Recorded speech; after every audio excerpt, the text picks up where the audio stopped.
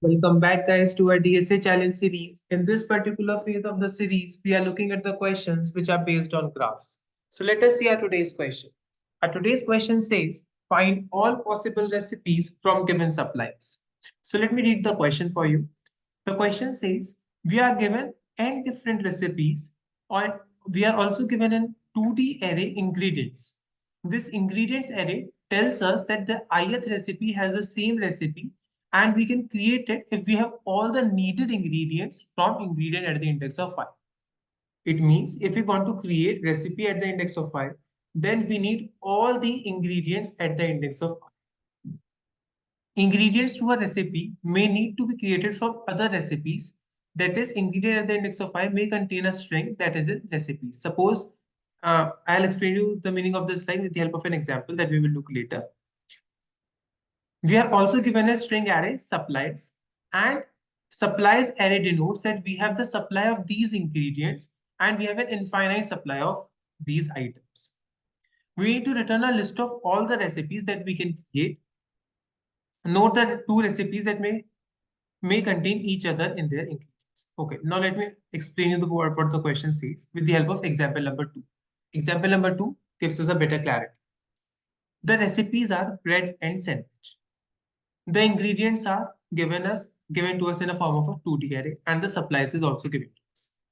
Now, if I want to create bread, then what all ingredients I need? Recipes at the index of 0 denotes bread.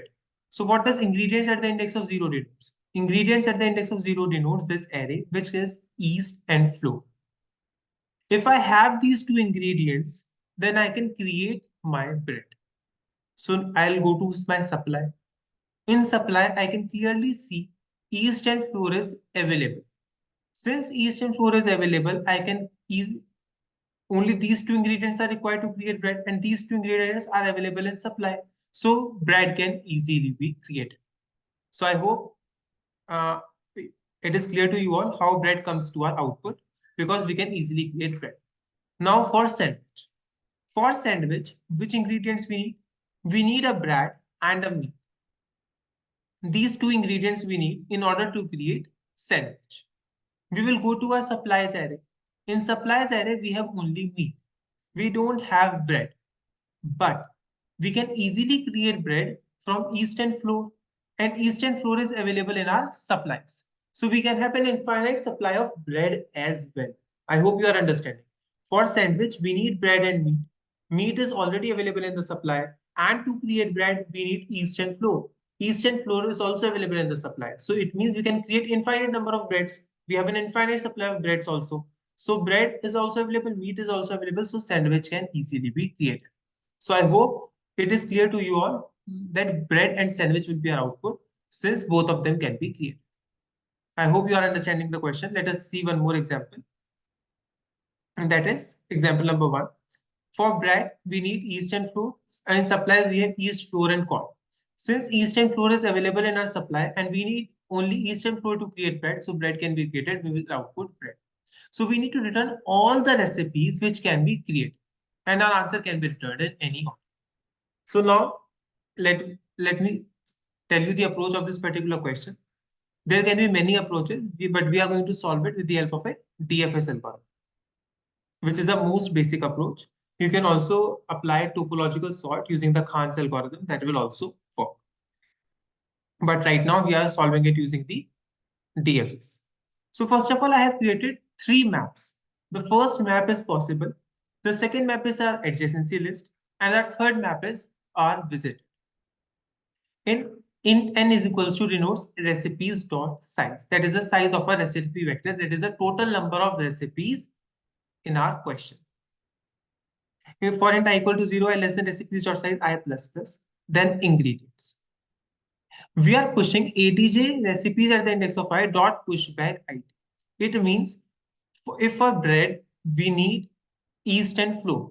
So what will happen? ATJ at the index of bread will push back our yeast and flour. That is why we have made our adjacency list as first string as string, first key as string, and second one as vector. So in recipes at the index of I, there is a string bread, and in our vector, the ingredients are that is yeast and flour. And similarly, we will push for all our recipes, its ingredients along with its recipe in our adjacency list. I hope it is clear to you. After that, we have made one supplies. We are iterating through our supplies vector. If in our supply vector, what all things we have an infinite supply of those ingredients. So we have made one map possible at the index of it equals to 1. Suppose we have an infinite supply of east. So possible at the index of east equals to 1. So if whenever we require east, if possible is 1, possible gives us an output of 1, it means that ingredient is available. Otherwise, that ingredient is not available. After that, we have iterated through our vector string answer, which we need to return at the end. That vector we have made in line number 27. After that, we are iterating through our recipes. For int I equals to 0, I less than I plus plus, we are calling the DFS algorithm.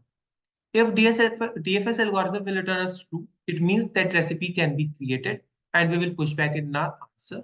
And once this loop is over, we will return the answer. Now the main thing is our DFS algorithm. So let us look at the DFS algorithm. It is very simple. We have passed the string str, the maps, which all maps we have passed are possible, our adjacency list, and visited. You can clearly see we have passed them by reference. So any changes that will be made here will also be made in our final program, that is in our main section. If the visited is at the index of str, if we have already visited this particular string, then what will happen is we will return possible at the index of str. What will possible at the index of str return? Whether we have an infinite supply of that ingredient or not. If possible at the index of str equals to 0, it means we don't have its supply. If it is equals to 1, it means we have an infinite supply of that particular ingredient. If it is not yet visited, then we will mark it as visited, that is visited at the index of str equals to true. If possible.find str is not equal to possible.end, it means that particular thing is present in our possible. So we will check. We will return our possible at the index of str. Otherwise, if that thing is not present in our possible, suppose if we want to create a sandwich, as I explained you in the example, for creating a sandwich, we need bread and meat. So in our supply, only meat was available. Bread was not available. So this particular condition, possible.find str not equal to possible.end, will become false. So what we will do, we will call for bread. That is, if adj at str.size equals to 0, then it is false. Otherwise, we are going to call for adjacency list. And at the end, we will mark possible as true. If it is visited, if bread is visited, then what we will do, we will push possible at the index of bread equals to true. And whatever is our possible will be our whether that ingredient supply is there or not. So we are doing one simple thing. We are just calling the DFS algorithm for each and every recipe.